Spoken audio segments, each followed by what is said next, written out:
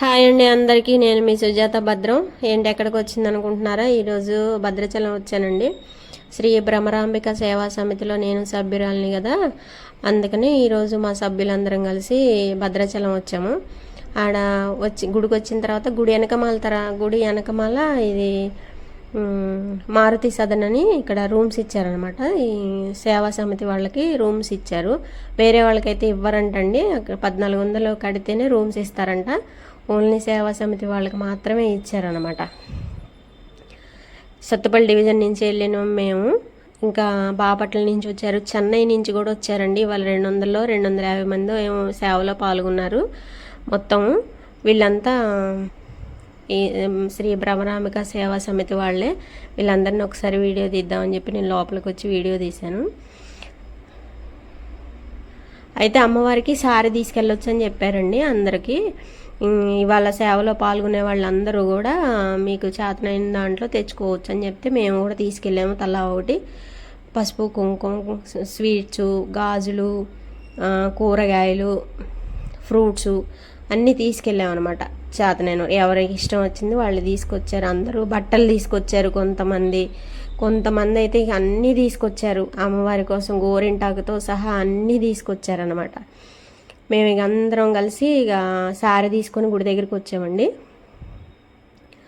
అయితే ఈ సేవా సమితికి మహాలక్ష్మి గారు అని చెప్పి ఆ మేడం అనమాట. ఆ మేడం ఆధ్వర్యంలోనే ఇవాళ సారీ తీసుకెళ్ళడం జరిగింది. మేడం ముందుండి అన్నీ మంచిగా చేశారనమాట. ఆవిడ మాతో పాటు ఫొటోస్ దిగి మంచిగా అందరినీ మందలిచ్చి మాట్లాడి దగ్గరుండి అన్నీ చూసుకున్నారు. మేము కూడా అందరం ఇంకా సేవలో పాల్గొందామని చెప్పి ముందు సారీ ఇద్దామని లోపలికి వెళ్ళి గుళ్ళో ఇక్కడ ఫోన్లు కలెక్ట్ చేసుకున్నారండి. అందరూ టీంకి ఒక్కళ్ళనే ఉంచుకున్నారనమాట.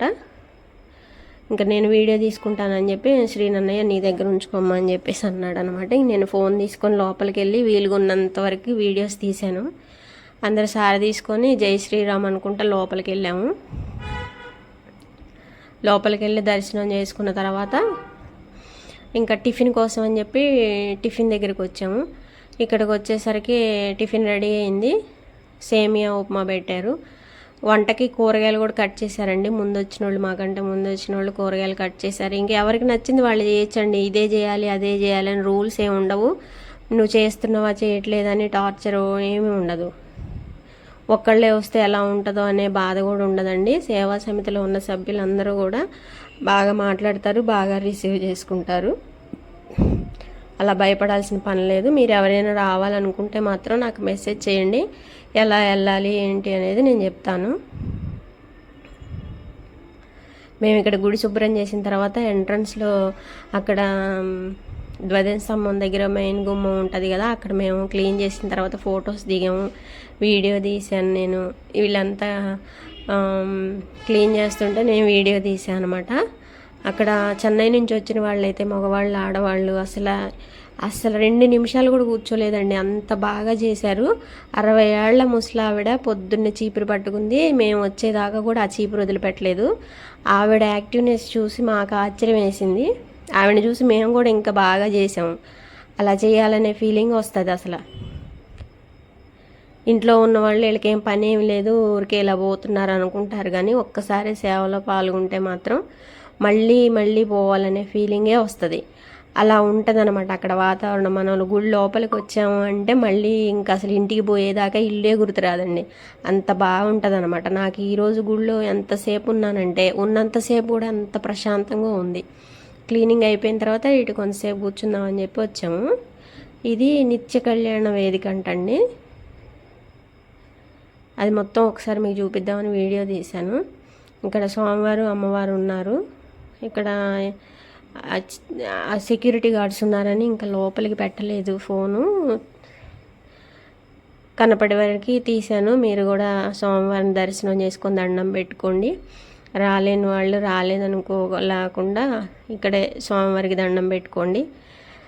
శ్రీ భ్రమరాంబిక సేవా సమితి వాళ్ళందరూ నా ఛానల్ సబ్స్క్రైబ్ చేసుకొని నన్ను సపోర్ట్ చేస్తారని నేను ఆశిస్తున్నాను.